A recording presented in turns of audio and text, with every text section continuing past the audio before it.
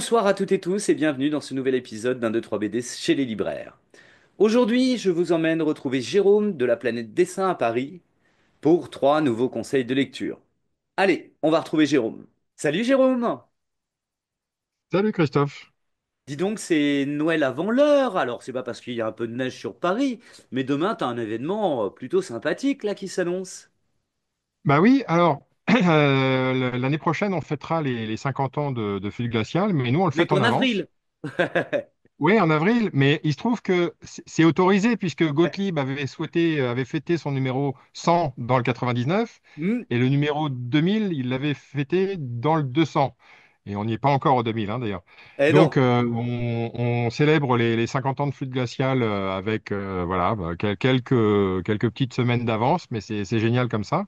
Ça, à la faveur de la sortie de deux bouquins. Hmm.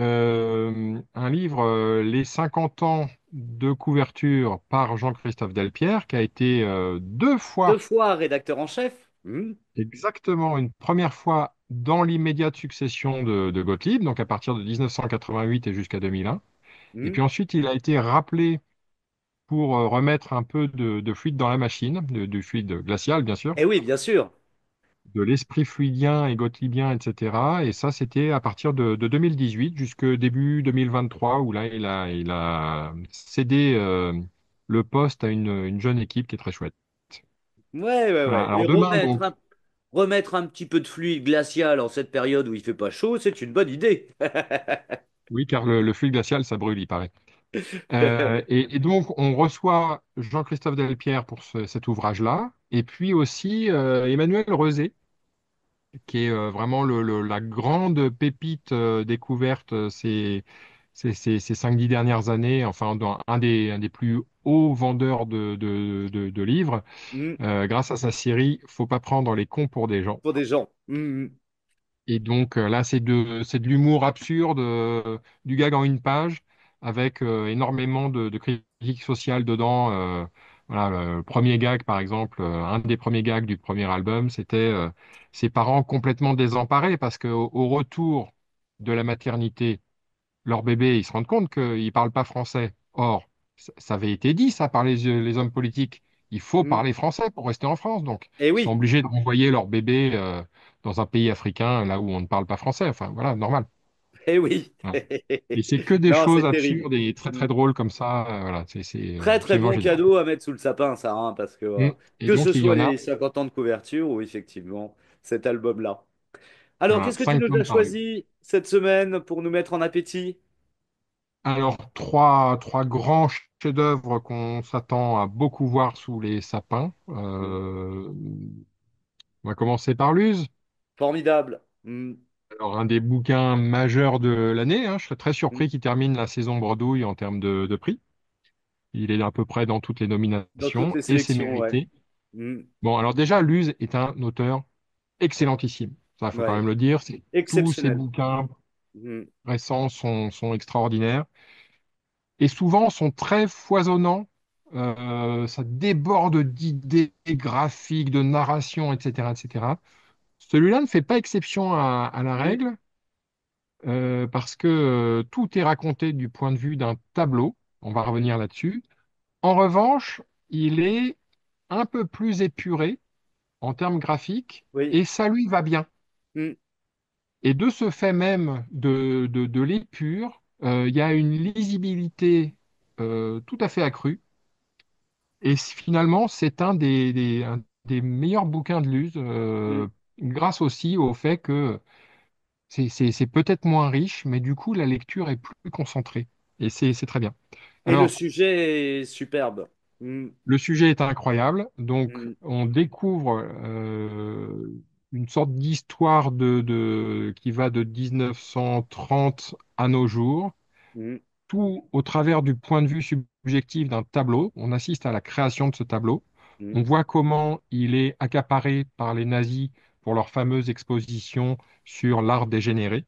Oui. On voit sa spoliation à la famille juive qui le détient, Hmm. comment il est restitué, etc., etc. Et c'est voilà, c'est absolument passionnant parce qu'on a toute une histoire européenne des années 1930 à nos jours, donc quasi sur un siècle, et avec ce tableau, voilà, point de vue rare dans la bande dessinée. Mm. Donc c'est vraiment très malin, très bien fait, très intelligent. C'est voilà, une merveille. Ouais, une petite merveille. Et effectivement, par les temps qui courent, ça fait du bien de voir Mm, qu'en fin de compte, l'art peut rentrer en résistance face à la barbarie exactement. à travers un tableau. C'est beau. Non, non, c'est un Ouais. superbe album, ça. Très bien. Eh ben, dis donc, on démarre fort là. On démarre fort, on va continuer fort de toute façon, avec un deuxième. Le cas David Zimmerman par les frères Harari. Alors, Mm, Lucas Harari, c'est son troisième album. Les deux mm. précédents avaient vraiment marqué tout le monde. Oui, L'aimant, une histoire incroyable, et puis la dernière grosse de l'été. Et ben, celui-là, co-scénario avec son frère Arthur Harari, qui n'est pas un pas inconnu scénariste de bande dans le monde dessinée des à la coutins. base. Mm. Pas un auteur de bande dessinée forcément, mais Arthur Harari, il fait du cinéma. Eh oui. Donc c'est le co-scénariste d'Anatomie d'une chute, Mm. Tout de qui a même, hein. été bon, primé de partout, hein. Mm. Et là, ce qu'on peut dire, c'est que dans une époque obnubilée, obsédée par le genre et l'identité, ce livre-là est très très malin. Alors de quoi s'agit-il? Eh bien, David Zimmerman, c'est un jeune homme, photographe, 29 ans. À une fête de Saint-Sylvestre, il se rend chez des copains. Là, il est complètement magnétisé par une jeune femme qu'il voit. Ils se parlent quasi pas. Ils font l'amour presque immédiatement. Le lendemain matin, il ne sait pas comment, il est revenu chez lui et il est devenu elle. Mm. Comme s'il y avait eu un échange de corps. Et ensuite, il va se lancer à sa propre recherche. Voilà. Et puis bon, Étonnant. bah, il se passe plein de choses, mais vraiment, c'est un chef-d'œuvre. Mm, mm. Non, non, c'est Super vraiment très bouquin, très chouette. bien fabriqué. Et donc, faut absolument lire ça. Alors, pour prendre un point de comparaison, pour moi, c'est aussi fort que Podum, Mm. Deux enzymes. voilà, de Zanzim Et et Hubert, Hubert. bien sûr. Voilà, il y a quelque chose de commun dans l'intensité et dans cette capacité à nous parler de questions d'aujourd'hui en passant par la fiction, quoi. Mais ça Ouais. interroge vraiment nos sociétés. Il y C'est avait une très admirable. belle exposition au Quai des Bulles, justement, des planches de l'album en avant-première. Et c'est vrai qu'on voit la qualité graphique de Luca Harari qui est quand même étonnante, hein, d'une finesse. C'est remarquable. Ouais, les univers urbains modernes lui vont particulièrement Lui bien, ouais. conviennent bien, hein, ouais. Mm. Tout à fait d'accord. Allez, on termine. Alors avec du patrimonial, mais à découvrir, et puis c'est du patrimoine ultra moderne. Mm. Les éditions Delirium sortent une intégrale de L'Exécuteur. Alors L'Exécuteur, bande dessinée créée par deux Britanniques dans les années 90. Alors en couverture, ce n'est pas un sosie de Trump, hein, justement, vu la date. Ouais, c'est ce qu'on pourrait se Mais dire, hein, quand on voit la ouais. couverture. Et il faut absolument ouvrir ce livre. J'espère que tu pourras montrer quelques images parce que il y a un dessin avec une texture qui est vraiment très très admirable. Mm. Et puis le sujet, bah, là c'est vraiment du page turner comme on les adore.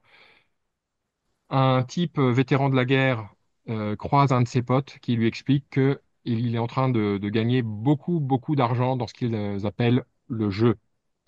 Le jeu, c'est des millionnaires qui s'offrent des gladiateurs modernes Mm. qu'ils n'ont jamais rencontrés. Pour les gladiateurs en question, donc c'est que des hommes forts, quoi, hein. Bah, ils sont en relation avec les voix et ils sont envoyés pour des duels dans des arènes urbaines. Harry, notre personnage, au bout de 18 victoires consécutives, considère qu'il a amassé un magot suffisant et qu'il veut prendre sa retraite. Oui, mais on ne sort pas du jeu. C'est pas possible. Mm. Ouais, ouais, Voilà. c'est terrible. C'était en 3 volumes et c'est passionnant. Moi, j'ai failli louper mon arrêt de métro plusieurs fois en lisant ça. Ouais. Non, non, très bon choix, effectivement. Espérons qu'on ne soit pas dans une arène urbaine dans les années à venir. C'est vrai. Jérôme, je te remercie pour ces trois excellents albums, mais comme d'habitude, je dirais, c'est toujours un plaisir de t'écouter. C'est la bande dessinée, hein. De toute façon, nous ne sommes que les relais du talent de tous ces gens. Donc, Que des merci, vecteurs, hein. effectivement, de Mm. tout ce qu'ils peuvent créer. Je te remercie beaucoup et puis je te souhaite de belles fêtes si je reviens pas faire un tour à la planète dessin. Tu es le bienvenu, comme d'habitude. Allez, à bientôt, Jérôme. Salut! Salut Christophe.